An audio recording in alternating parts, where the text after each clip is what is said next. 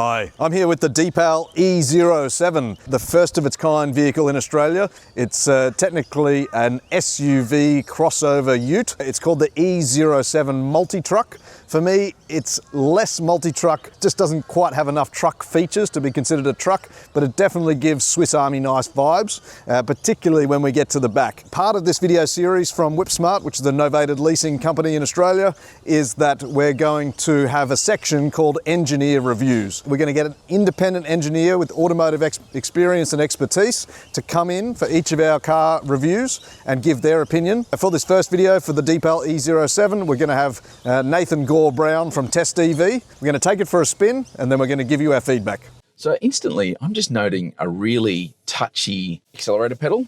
And look, most electric Chinese vehicles these days have a real problem with the tune of their throttle pedal, brake pedal, and the interaction between the two for regenerative braking. Definitely feel the air suspension, which is lovely in most cars, and you get a little bit of a pitch change when you take off and when you slow down. It's a bit more forgiving. It's a bit more rolly. We just took our first little turn there, and I feel quite a lot of body roll there.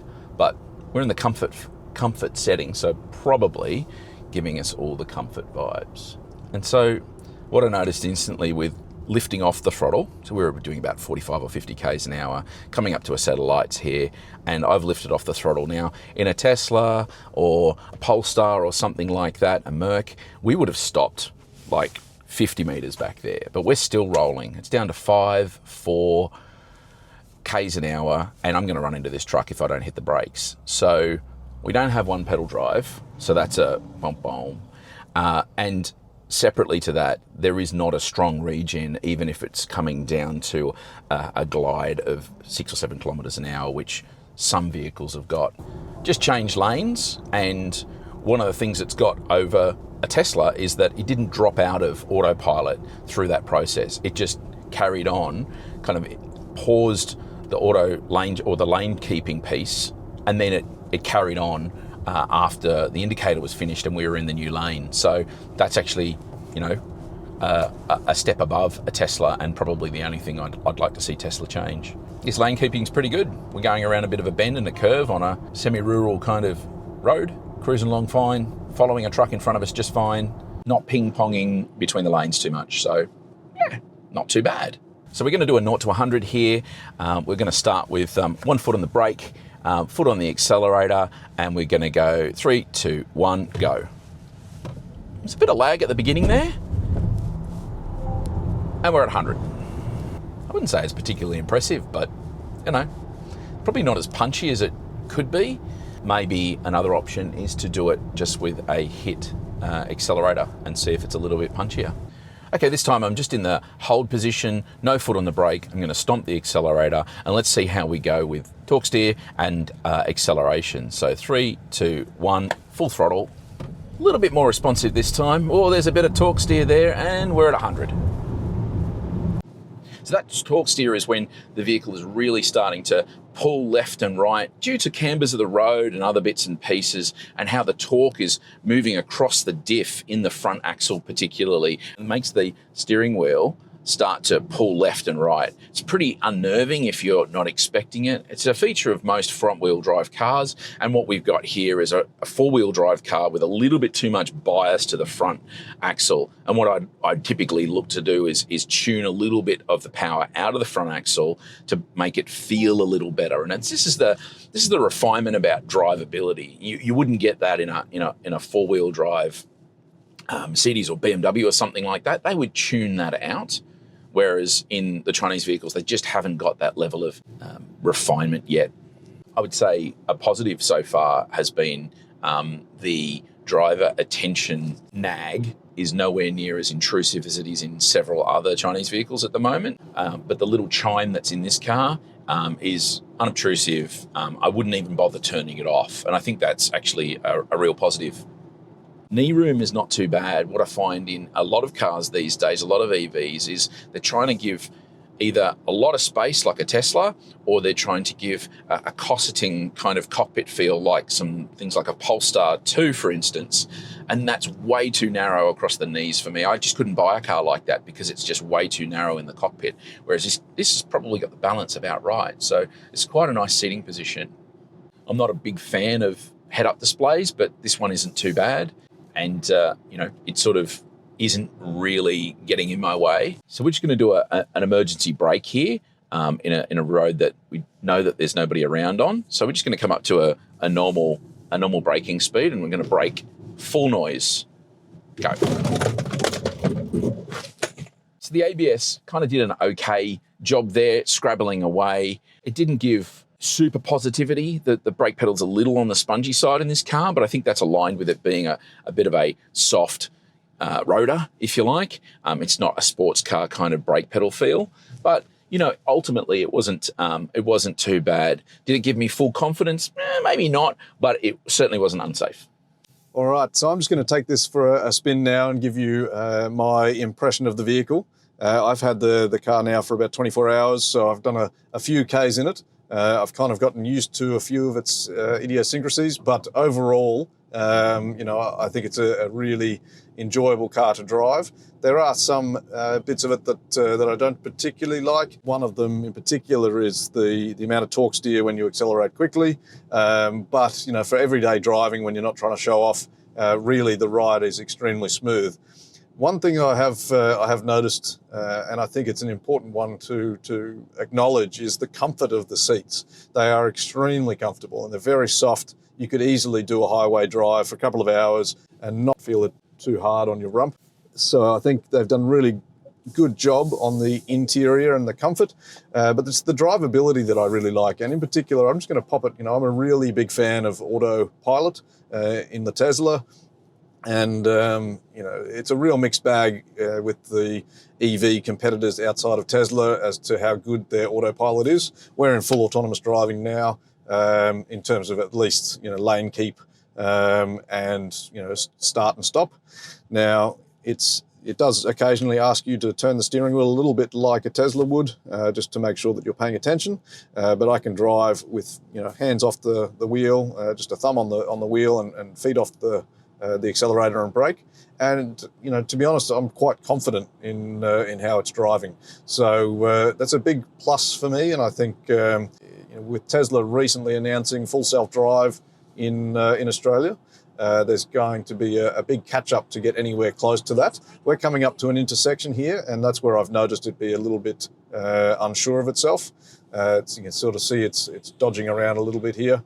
But overall, if you were doing, driving on 80-kilometre roads and 100-kilometre highways, it's really going to handle it very well, and you're going to arrive nice and fresh, comfortable seats, and not too much pressure on the drive. All right, we're just going to come down the road here. We're going to get on the highway and we're going to do a bit more autopilot testing. So I'm just going to change lanes here, having a look at the visibility. It's actually really good. The mirrors are huge. The blind spot vision is very good, even with someone in the back seat. So very happy with that. So going to give a little bit of space to the car in front, and then I'll do another foot to floor example here. One thing we've noticed as we've been driving around is the front does really seem to lift up in the vehicle. Now, we assume that's a tuning issue and something that can be rectified, but it will be interesting to see what software changes they introduce for this vehicle as it goes along. So I'll pop the foot to the floor now. And actually that wasn't too bad. On the highway, nice smooth road, so none of the camber of the road getting in the way. And didn't actually feel, that's the first time foot to floor, we were already traveling at sort of 60, 70 Ks, brought it up to 100, and that actually was quite smooth, so quite happy with that. Now we're just going to do a little bit of an evaluation here of the autopilot on the highway. So we're popping into autopilot, same method as you would for a Tesla, single pull down on the stalk, and now we're in autonomous driving. So the vehicle is keeping a nice distance behind the truck in front. It sets the speed based on what you were traveling at when you pull it down, but a single roll up of the left-hand button here will move up per K, and a quick roll up will move it to the next speed. So we're up to 100 now. travelling at 92. So we were just having a bit of a discussion in the car about, what this vehicle could be used for. We definitely get a little bit of a station wagon vibe from it. It could be the wet dog brigade, the Forester replacement. But interestingly, it could actually make quite a good limo or Uber. The boot space in this vehicle is very nice. It's very roomy in the back seat, very comfortable in the front. For someone needing to be in it all day, I think you could drive this without too much pain.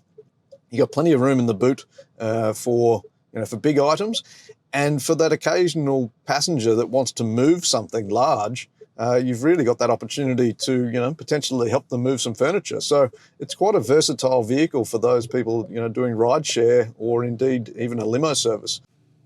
Hi Deepal. What can I help you? Can you take me to Creek Street? Sorry, I could not find the address you mentioned. Please take over the vehicle. So there does seem to be a bit of a deficiency in the voice control, but what I have noticed if we jump into Apple CarPlay and we go to search Apple CarPlay, we go to search Google Maps, and I pop the speaker on there, Broadwater Park. And Google Maps in Apple CarPlay has no issue with the voice control.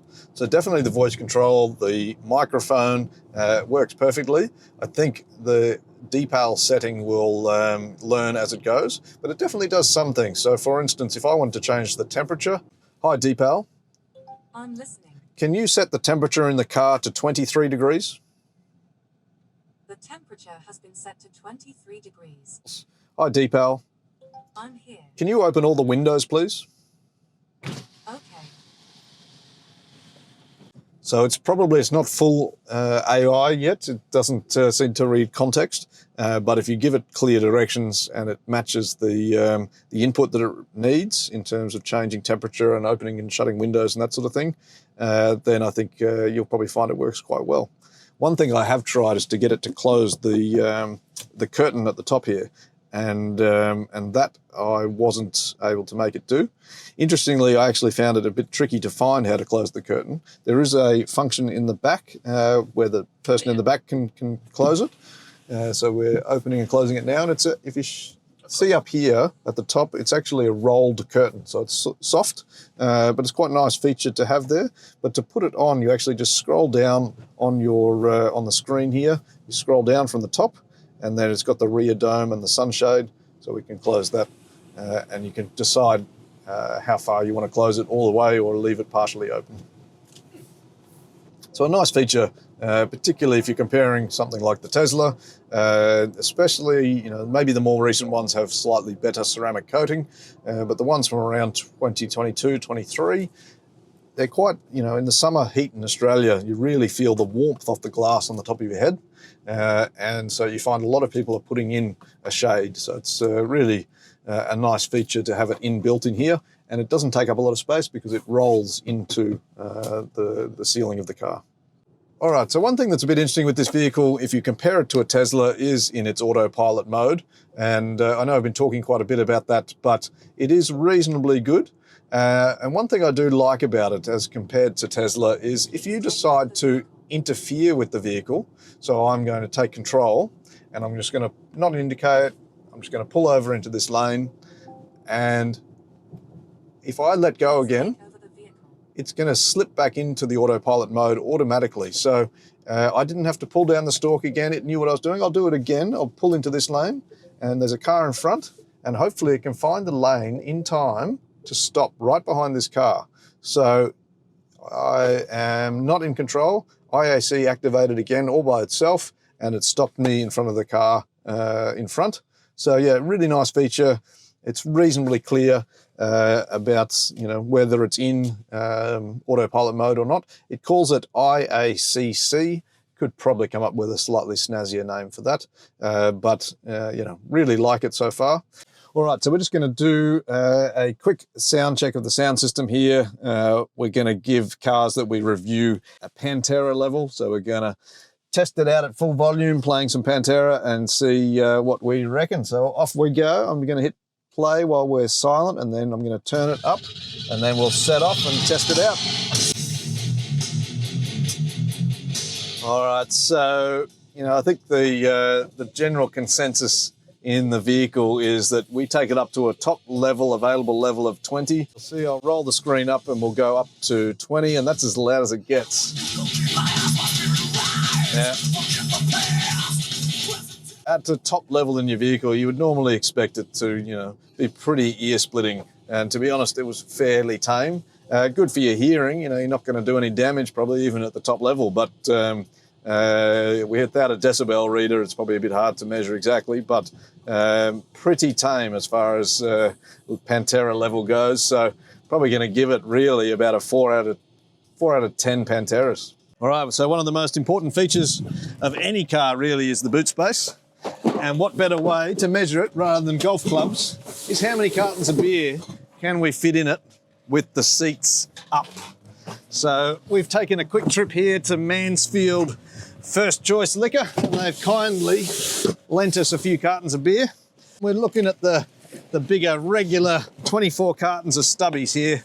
None of those little bottles of 10 cans or any of that. No dramas, heaps of space. Yeah. Could fit a few bottles of wine in there. 19 cartons of beer go into the Deepal E07 multi-truck. All right, so we've been for a spin. So Nathan, tell us your thoughts about the car. There's a few little things that I find are a little odd and a few things that I like. I think generally the size and shape of it is pretty good, but there's a few little weird things. First of all, I'd say the AC charging on this car is a 7 kilowatt charger. That's pretty low. You've got a 90 kilowatt hour battery. So when you take those two together, you're talking 13, 14 hours, Tim, to go from bottom to top. So that's quite a long time. It could really do with an 11 kilowatt charger at least. Fast charging is not so bad. Some weird things throughout the vehicle. For instance, the way the seat belts work in the back of the car when you're dropping the seats. Also behind the seat here, there's a little part just in here where you've got a slot which maybe a tablet holder will go in, but I can see that being the post box for a muesli bar. So I don't think that's a very sensible idea for a car that could end up being a family car. And look, one other thing for me is having a manual release for the frunk. It's an okay frunk inside, but it's just through a manual release means you can't use an app or otherwise. And I find that being a little bit odd. The air suspension tune, the pedal tune, both from accelerator and braking point of view, again, could do with some more refinement. But other than that, it's a pretty nice car. It just, what is it really? Is it a SUV? Is it a ute? Where does it work? So to open the boot or the tray, there's a little button just underneath here, and that will drop the glass down. It'll set the top glass back about halfway. And then you've actually got access to the tray here. It is separated from the back there with a panel and then a glass panel to look through. You can open that up further, so you can actually drop the seats. So you can push this button here. It will go all the way up, so the glass will go all the way up on the top there, and it rides over the top of the roof of the car. And then you can drop down the glass and the seats by pushing this button here once. The glass drops down, the seats follow, and then that separating panel there will drop down as well. So you've got quite a lot of motors running all of these bits here. So you've got the one motor to take the glass up, the one motor to take the glass down here, the motor for the back seats there to drop those back down, and that's separate, so they're independent. Then you've got this separating section here which will drop, so that's yet another motor. And that will drop down in just a second. There we go. And then you've got yet another motor here for the tray, which drops down as well. So in total, you're sort of looking at one motor for the tray, one for the top glass, one for the glass to drop down into that black section, one for the seats to go down, and one for that separating section. So there are a lot of motors in this back half of the car. Now, this is the really versatile part of the car, the bit that makes it really interesting. But, if you have a look up here, inside here, you can actually see the grease. Now, there's the grease actually comes off. So this is all greased up. So if you're driving along, dusty with the tray open, that's going to get absolutely filthy. But just a few potential points of failure as this vehicle gets old. You got quite a lot of motors in this just back section here. Now, one thing that's a bit weird, you got all these motors running the full back section here in an automated electrical fashion, and yet the front has a manual pull, which is just underneath the steering wheel. Just seems a little bit bizarre that you'd automate the whole back section and then you'd make the front manual and not be able to be opened by an app. So I think looking at the back section of this car, which makes it the really interesting and differentiating element of the vehicle, but what it does make you think is, what does this vehicle actually compare to? So I'm just going to pass over to Nathan to give his thoughts on what you would get instead of this car if you were looking at other alternatives, and what's most likely to be compared to. Yeah, look, obviously it's ute-like, right? So let's have a think about the utes to start with. There's clearly something like the BYD Shark, which is a pretty big ute, very large tray, very wide car. You've got the Geely Radar R6 that's coming. That's going to be interesting, full battery electric, but again, really very ute-like. You even things like the GWM Alpha Canon, or Canon Alpha, GWM Canon Alpha electric. But one thing this car's got is a full plastic-lined tray area, which does not make it a ute. It's not really very robust. We're already starting to see scratches. Is that really ute kind of behaviour? Maybe it's a little bit more like a station wagon, Tim. Yeah, so I think it's probably sort of fits more into the station wagon segment. You know, if you're really comparing it, it's possibly, you know, really comparable to a Tesla Model Y as far as the boot space. You know, a Tesla Model Y, it's probably one of the things that people talk about least, but it's one of the things that's made it so popular. It's its huge 970-litre boot. Now, this is actually reasonably comparable. With the thing up, it's nowhere near as big as a Tesla back, but it's still sizable. And when you drop it down, and the fact you've got something here you can hang things over the back, you know, it's really impressive. But it probably looks, you know, it looks a little bit like a Cybertruck, if you're sort of looking like a miniature Cybertruck, but really it's more of a station wagon. So if you're looking at the comparisons in the petrol market, it's probably more like a Forester. If you're sort of got that Forester vibe, you've got options here to raise the suspension up, so you can actually have a reasonably high ride height. So it's all-wheel drive. And I think probably in terms of vehicles that are coming on the market, you know, maybe it's, you know, sort of Kia EV5, or potentially even the new Toyota BZ4X station wagon that they're bringing out. Is probably more like the EV comparison. But really, this does sit on its own at the moment in the market. There's nothing quite like it. And personally, I think it's a fantastic car. What's your vibe, Nathan? Would you buy this car? Look, I think there's a bit of a balance between what it's trying to do, and it's not necessarily doing all of those things super well. So for me, I'm probably going to take a pass at this point in time, but I'm keen to see how consumers adopt it across the marketplace.